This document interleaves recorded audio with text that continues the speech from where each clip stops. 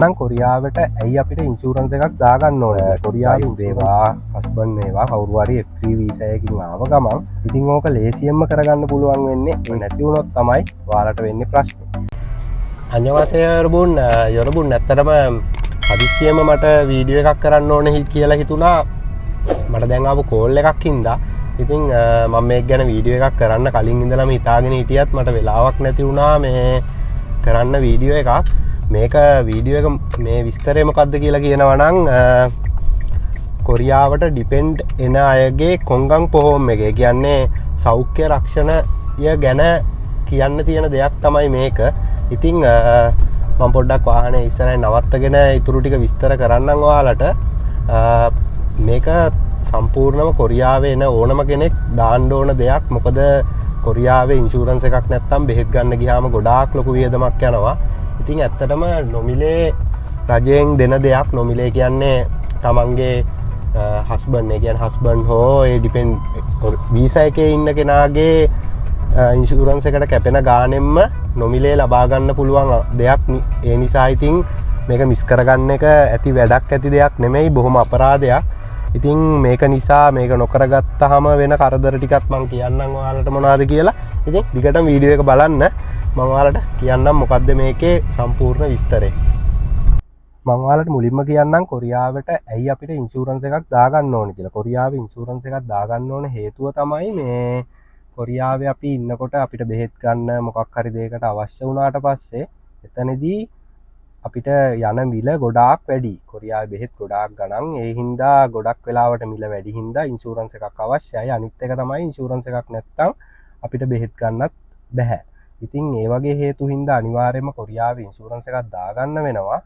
ඉතින් මෙන්න මේ මම මේ කියන ඒ කියන්නේ වීසා හෝල්ඩර් ඒ කියන්නේ අඩුම තරම E7 කී වේවා F2 වේවා මොකක් හරි හේතුවක වීසා හෝල්ඩර් හේතුවෙන් කොරියාවට එනවනේ ඩිපෙන්ඩ් වීසා ඒ කියන්නේ F3 හෝ ඒ වගේ වීසා එකකින් එනවනේ ඉතින් ඒ එන කෙනාටත් පුළුවන් අර විදියට ඒ හෝල්ඩර් වීසා හෝල්ඩර්ගේ යටතේ කජොක් වීසා කජොක් ඉන්ශූරන්ස් එකක් විදියට ඉන්ශූරන්ස් එකට ඇඩ් කරගන්න මේක සමහරු ගොඩක් අය දන්නවා දැන් ගොඩක් ඔය E7 වලින් එන අය ගොඩක් වෙලාවට දන්නේ නැති අවස්ථා ගොඩක් තියෙනවා ඉතින් ඒ හින්දා එයාලා මේ වීසා මේ ඉන්ශූරන්ස් එක දාගන්න නැහැ ආව ගමන් මොකද කාලය පරක් වුණොත් එහෙම යන වෙන දේත් මම ඔයාලට කියන්නම් මුලින්ම මම කියන්නම් මේ ඉන්ශූරන්ස් එක කොහොමද දාගන්නේ කියලා මුලින්ම ඔයාලා කරන්න ඕනේ කොරියාවට ආව ගමන් වයිෆ් වේවා හස්බන්ඩ් වේවා කවුරු හරි F3 වීසා එකකින් ආව ගමන්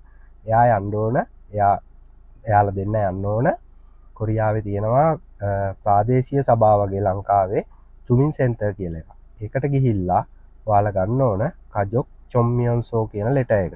මෙන්න මෙතන උඩින් මම ඔයාලට පෙන්නන්නම් ඒ ලෙටර් එකේ ෆොටෝ එකක්. ඉතින් අන්න ඒක අරගෙන ළඟම තියෙන කොංගං පොහොම් මධ්‍යස්ථානයට ගියා නම් ඔයාලට පුළුවන් ඔයාලගේ වයිෆ් ඔයාලගේ කජොක් ඉන්ශූරන්ස් එක. ඒ කියන්නේ වීසා හෝල්ඩර්ගේ යටතේ ක්‍රියාත්මක වෙන ඉන්ශූරන්ස් එකට දාගන්න. ඒක සාමාන්‍යයෙන් වෙනම වියදමක් යන්නේ නැහැ. වීසා හෝල්ඩර්ට සාමාන්‍යයෙන් මාස් පතා එනවා මානන් 10ක් 12ක් වගේ ඒ ඉන්ශූරන්ස් එක වෙනුවෙන් ඔය කොරියාවේ සාතේ පොහොම් කියලා තියෙනවනේ ඉන්ශූරන්ස් 4ක්. ඉතින් ඔය ඒකට සමගාමීව එන මුදලටම යටතේ තමයි අරක වෙන්නේ ලංකාව වගේමයි. ඉතින් ඕක ලේසියෙන්ම කරගන්න පුළුවන් වෙන්නේ ඒ කෙනා කොරියාවට ආව ගමන් කරගත්තොත් තමයි ආව ගමන් කියන්නේ මාසයක් වගේ ඇතුළත කරගත්තොත් තමයි එහෙම නැති වුණොත් තමයි ඔයාලට වෙන්නේ ප්‍රශ්නේ. මාස 6ක් 7ක් ওই විදියට කාලය දිග්ුණාම අනිවාර්යෙන්ම ඕක දාගන්න අපි යනවනේ. ගියයින් පස්සේ එතනදී යාලා ඉල්ලනවා අපේ විවාහ සහතිකය. ඉතින් විවාහ සහතිකයේ ඉල්ලන්නෙත් කොරියන් වලට ට්‍රාන්ස්ලේට් කරලා එම්බසි සීල් ගහලා ඒ විදියට තමයි ඉල්ලන්නේ. ඉතින් අපිට ඒ ටික ට්‍රාන්ස්ලේට් කරලා ඔක්කොම කරලා ගියත් දැන් මට අර කලින් කෝල් කරපු එක්කෙනාට වෙලා තියෙන්නේ. එයා ඔක්කොම ට්‍රාන්ස්ලේට් කරගෙන ඔක්කොම ටික කරගෙන ගිහිල්ලා එයාගේ උපන්දිනේ නැහැයි කියනවා විවාහ සහතිකය. ඉතින් ලංකාවේ නීතියට අනුව උපන්දිනයක් විවාහ සහතිකයේ එන්නේ නැහැනේ. ඉතින් එන්නේ දවසට බඳින දවසට තියෙන වයස තමයි වැටෙන්නේ. ඉතින් ඒක වෙන්නේ නැති දෙයක්. ඉතින් ඒ වගේ ඒක ඒ ඉන්න බලධාරියා ඒක සමහරට දන්නේ නැතුව හෝ මොකක් හරි හේතුවකට ඉතින් එයාලා ඒ විදියට ඒ අවස්ථාවලදී එක විදියට සැක කරනවා. ඉතින් එහෙම වුණාම ඔන්න ඔතනදී ඉතින් ලොකු ප්‍රශ්නයක් වෙනවා, රස්තියාදුවක් වෙනවා. සමහර විට සිල්බි පොහොම් වගේ වෙන පොහොම් වලට යන්න ගියාම වෙනම මුදලක් දරන්න වෙනවා. ඔය වගේ ලොකු ගැටලු වලට මුහුණ දෙන්න වෙනවා. ඉතින් ඕවයින් බේරෙන්න තමයි අපි කරන්න ඕනේ ආව ගමම්ම ඇවිල්ලා මාසයක් ඇතුළත අර මං කිව්ව විදියට කලින් කිව්වා වගේ ඒ දේවල් ටික කරගත්තා නම් ඉන්ෂුරන්ස් එකේ කිසිම ගැටලුවක් වෙන්නේ නැහැ. හරිම ලේසි. ID කාඩ් දෙක විතරයි ඕන වෙන්නේ අර ටියුනින් සෙන්ටර් එකේ ලෙටර් එකත් එක්ක. ඉතින් ඒ විදියට ගිහිල්ලා ඒ කියන්නේ වයිෆ් හෝ දරුවෝ හෝ ළමයි හෝ ඒ හැම කෙනාටම මේක ලබා ගන්න පුළුවන්. ඉතින් ඕක තමයි මට ඔයාලට කියන්න ඕනුනේ. කොරියාවට එනවනම් අනිවාර්යෙන් මේ දේ නම් කරගන්න. මොකද ඒක අත්‍යවශ්‍යම දෙයක්. මෙහි ඉන්ෂුරන්ස් එකක් නැතුව ඉන්න බෑ. අමාරුයි. ඒ හේතුව හින්දා ඉතින් ඔයාලට මේක වැදගත් වෙයි කියලා මම හිතනවා.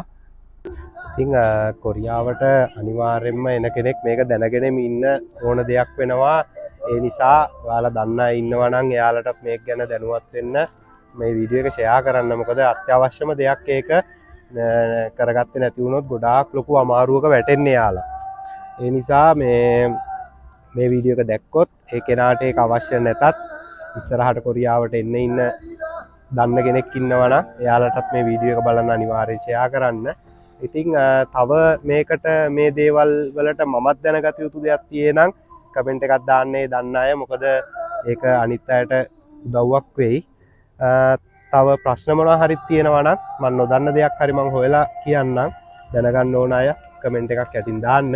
එහෙනම් හැමෝටම ජය වේවා. සුබ දවසක්.